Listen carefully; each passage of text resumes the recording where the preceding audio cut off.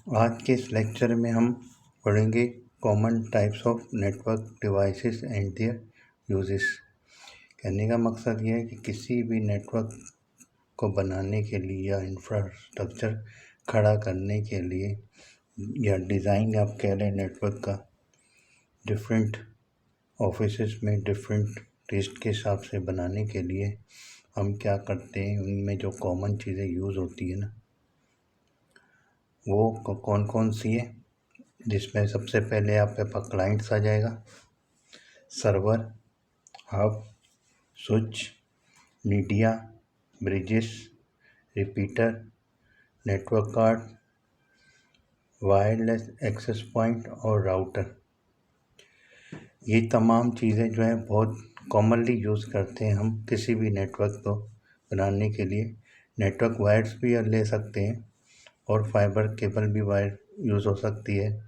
Wired में हम copper wire का इस्तेमाल करेंगे, लेकिन वो आगे जाके मीडिया के लेक्चर में हम यूज़ करेंगे। जो कि ये मीडिया है ना, इसमें जो है हमें वायर्स या फाइबर केबल हो जाए या कोई और तरीके का ऐसा कनेक्टिविटी हो जिससे एक जो एंड डिवाइस है दूसरी एंड डिवाइस के साथ कनेक्ट हो जाए, तो इस चीज़ को हम मीडिया भी कहते हैं।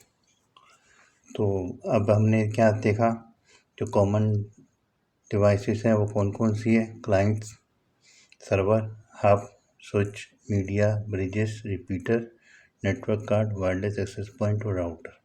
ये तमाम चीज़ें जो है हर नेटवर्क को चलाने के लिए या बनाने के लिए ज़रूरी है। सबसे पहले हम बात करते हैं किसकी, क्लाइंट्स की। क्लाइंट्स क्या है? क्लाइंट वो चीज़ है जो एंड यूज़र होता है ना, जिसके पास एक्सेस हो किसी भी नेटवर्क को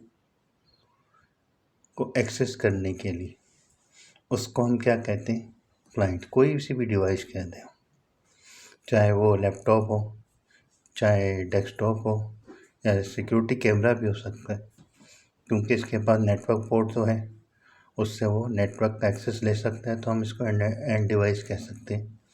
वाईफाई में हम देख लें, रिमोट कनेक्टिविटी है वाईफाई के थ्रू, किसकी, थर्मोस्टेट की, तो हम इसको भी एंड डिवाइस कह देंगे और क्लाइंट भी कह देंगे। और स्मोक सेंसर है, इस पर यहाँ देखें पोर्ट लगा हुआ है नेटवर्क का, तो ये भी क्या कहलाएगा, एंड डिवाइस कहलाएगा। एंड डिवाइस को हम क्या कहते हैं, क्लाइंट्स। ये भी क्लाइंट है मेरे लिए, स्मोक सेंसर भी, थर्मोस्टेट भी, सिक्योरिटी भी, डेस्कटॉप भी, लैपटॉप भी, आईफोन भी, ये सब क्या है, ऐसा क्या है करते हैं किसी भी नेटवर्क के लिए। हम कॉमनली नाम क्या देंगे, इसको क्लाइंट देंगे। कोई भी डिवाइस होगी जिसके पास नेटवर्क एक्सेस होगा उसको हम क्या कहेंगे, क्लाइंट्स। फिर उसके बाद हम आ जाते हैं, इसका जो दूसरा एंड होता है ना क्लाइंट का, वो कौन होते हैं, सर्वर होते हैं। सर्वर क्लाइंट मिलके एक नेटवर्क को जो है डेटा ट्रांसफ़र करने में एक दूसरे के साथ इंटरलिंक होते हैं, जिसकी वजह से हमारा डेटा ट्रांसफ़र हो जाता है एक डिवाइस से दूसरी डिवाइस की तरफ। तो उसको जो मेंटेन करना है या कंट्रोल करने के लिए जो डिवाइस यूज़ होती है ना, वो सर्वर होते हैं। सर्वर क्या, एक जो है हैवी ड्यूटी कंप्यूटर है जिसमें हार्ड डिस्क वगैरह होती है, और ये 24 आवर्स हम इससे काम ले सकते हैं, और ये हर क्लाइंट को कंट्रोल कर सकते हैं, और उससे जो है नेटवर्क की कौन कौन सी रिसोर्सेज हैं उसकी परमिशन हम ले सकते हैं। समझे, एक तरह से नेटवर्क कंट्रोल करने का काम करता है। सर्वर क्या करता है, नेटवर्क को कंट्रोल करने का काम करता है। समझ लें बैकबोन है, किसी भी नेटवर्क की जो बैकबोन होती है वो सर्वर कहलाएगी। फिर उसके बाद जो है इसमें जो होते हैं ना सर्वर, वो एक तरह के नहीं होंगे, वो मुख्तलिफ़ किस्म के होते हैं सर्वर, जिससे हमें डेटा सेंटर बनाते हैं। उसमें क्या, हर सर्वर का अलग अलग सर्विसेज होती हैं, हर सर्वर के अलग अलग काम होते हैं। मिसाल के तौर पे वेब सर्वर है, इसका क्या काम है? सिर्फ इंटरनेट की सप्लाई देना। यह क्लाउड से इंटरनेट लेगा, क्लाइंट को सप्लाई करेगा। फिर उसी तरह दूसरा सर्वर ले लें हमारे पास फाइल सर्वर। फाइल सर्वर क्या है? फाइल ट्रांसफ़र प्रोटोकॉल को सर्विस देने के लिए यूज़ करते हैं, जिससे हम एक्टिव डायरेक्टरी, यूज़र अकाउंट्स वगैरह बनाते हैं। और उसके बाद हमारे पास तो तीसरा होता है ना, जो कि डीएनएस सर्वर जिसको हम कहते हैं। उसका क्या काम है? नेम रेजोल्यूशन करता है। कहने का मकसद यह है, जो भी डेटा आप यहाँ से वेबसाइट पे टेक्स्ट फॉर्म पे टाइप करते हैं, वो एक्चुअली बैकग्राउंड में क्या आईपी को कनेक्ट कर रहा होता है। जैसे गूगल है, गूगल हम टाइप करते हैं, एंटर करते हैं, गूगल पे जाता है, लेकिन बैकग्राउंड में वो क्या होता है, आईपी के ऊपर काम कर रहा होता है। आईपी से डेटा लेके जाता है, फिर उससे कनेक्टिविटी होती है। उसको ट्रांसलेशन करने के लिए हमें क्या यूज़ करना पड़ता है? डीएनएस सर्वर को यूज़ करते हैं। फिर इसी तरह बैकअप सर्वर बहुत इंपॉर्टेंट होता है किसी भी नेटवर्क के लिए, जो कि आपका जितना भी डेटा नेटवर्क पे होता है या नेटवर्क फोल्डर जो शेयर होते हैं, उसका बैकअप लेना या एक्टिव डायरेक्टरी का बैकअप लेना, तो उसके लिए हम क्या यूज़ करते हैं? बैकअप सर्वर यूज़ करते हैं, जो कि डेटा सेविंग के लिए यूज़ हो सकते हैं। फिर उसके बाद जो है हमारे पास आता है फिज़िकल पॉइंट ऑफ व्यू पे नेटवर्क हब। हब क्या है? स्विच की तरह ही काम करता है, लेकिन ये लेगेसी मॉडल का डिवाइस है, जो कि अब जो है बहुत ही कम यूज़ करते हैं। इसका बेनिफिट तो कम था, लेकिन ड्रॉबैक बहुत ज़्यादा था, क्योंकि इसको जब भी लगाते थे हम, इवन स्मॉल नेटवर्क पे भी लगाते हैं, तो ये क्या करता है? कोलिजन पैदा करता है डेटा में, जिसकी वजह से लेटेंसी पैदा हो जाती थी किसमें? नेटवर्क पर। तो ये इसका ड्रॉबैक था, जिसकी वजह से इसको नेगलेक्ट कर दिया गया या बिल्कुल डिक्लाइन पोजीशन पे चला गया। तो इसकी वजह से ये इसका यूज़ बहुत कम होता है। इसकी वजह मेन क्या है? कोलिजन क्या है? जैसा कि मैंने एक क्लाइंट ने एक रिक्वेस्ट भेजी एक पोर्ट पे, ठीक है। अब ये रिक्वेस्ट इसको भी जा रही, इसको भी जा रही, इसको भी जा रही, सारे पोर्ट्स इसको लिसनिंग पे लग गई। अब दूसरे बंदे ने अगर रिक्वेस्ट भेजी है, तो वो जब तक वेट करता रहेगा जब तक ये प्रोसेस ख़त्म नहीं होगा।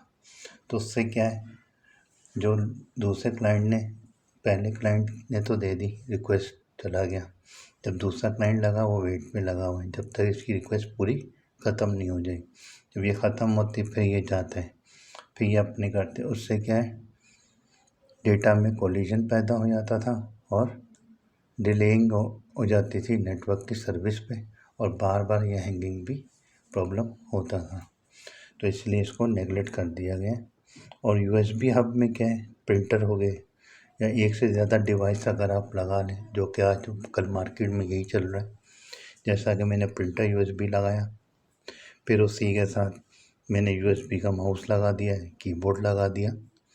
तो इस तरह की छोटी छोटी डिवाइस के लिए ये हब को हम काम पे ले सकते हैं, लेकिन नेटवर्किंग के लिए हम हब को यूज़ नहीं कर सकते। फिर उसके एडवांस मॉडल में हमें क्या मिला, जो कि आजकल बड़ा ही कॉमन और कामयाबी के साथ आगे बढ़ा है, जो डिवाइस नेटवर्क का, वो क्या है? स्विच। स्विच का काम क्या होता है? कोई भी डिवाइस होगी, एक डिवाइस को दूसरी डिवाइस के साथ कनेक्ट करेगा, जैसा कि हब करता है। हब भी वही काम करता है जो कि स्विच काम, लेकिन इसकी हर पोर्ट में ना सिंगल ब्रॉडकास्टिंग होती। जैसा कि एक क्लाइंट ने एक पोर्ट पे रिक्वेस्ट भेजी, तो वो वही पोर्ट उस क्लाइंट को ब्रॉडकास्ट करेगी, वही पोर्ट उस क्लाइंट को ब्रॉडकास्ट करेगी, बाकी सारी पोर्ट रेस्ट पोजीशन में रहेंगी। तो उसके बाद क्या होता है, एट अ टाइम 2-3 अगर क्लाइंट जो है इसको रिक्वेस्ट भेजेंगे पैकेट की फॉर्म में, तो ये ऑटोमेटिकली हर एक को सर्विस देने के लिए तैयार है, क्योंकि इसकी हर पोर्ट जो है उसके अलग अलग ब्रॉडकास्ट है। ब्रॉडकास्ट का मतलब सिंगल पोर्ट से और सारी पोर्ट पे ब्रॉडकास्टिंग नहीं होगी। जो क्लाइंट की रिक्वेस्ट है उसी के मैक एड्रेस पे उसको सर्विस देगा, बाकी रेस्ट पोजीशन में रहेगी, जिससे दूसरे वाली डिवाइस को भी जो एक्सेस करने का मौका मिल जाएगा और जो है आपका नेटवर्क फास्ट चलेगा और एडवांस लेवल पे भी उसमें एफिशिएंसी और सिक्योरिटी आएगी। सिक्योरिटी इस सिलसिले में आएगी। इसमें जो है ना स्विच 3 किस्म के कॉमनली मिलते हैं। एक तो नॉर्मल होता है जो कि मैनेज नहीं होता, सिर्फ कनेक्शन किया और एक्सेस कर दिया।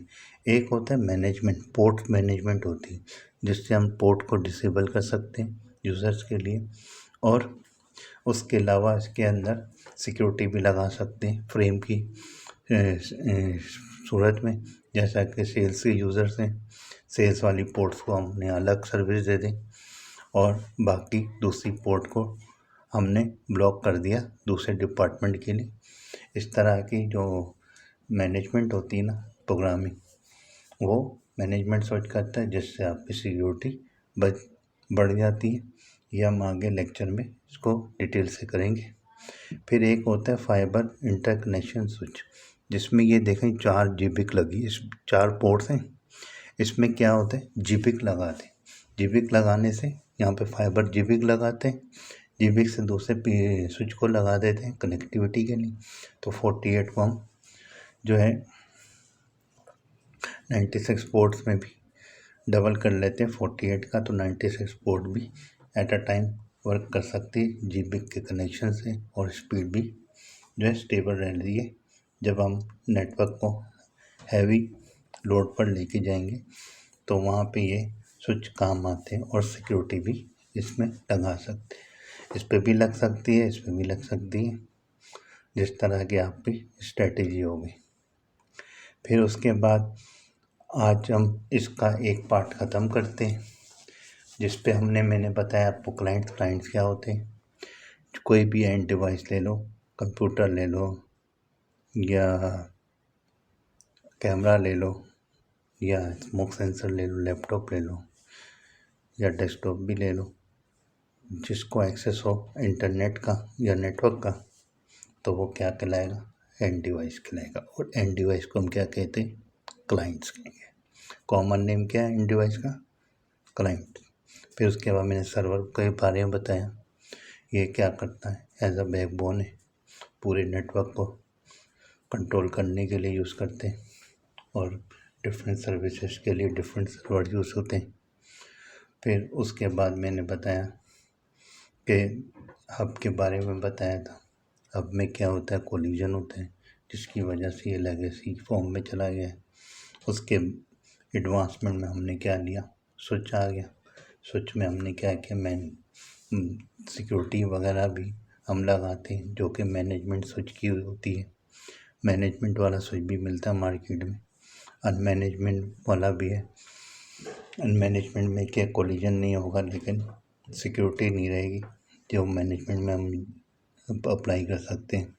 फाइबर क्या है, एक से ज़्यादा अगर स्विच हो और बड़े हैवी लेवल के हों तो वहाँ पे हमें फाइबर कनेक्शन की ज़रूरत पड़ती है, जो कि जीबिक के फॉर्म में होती है।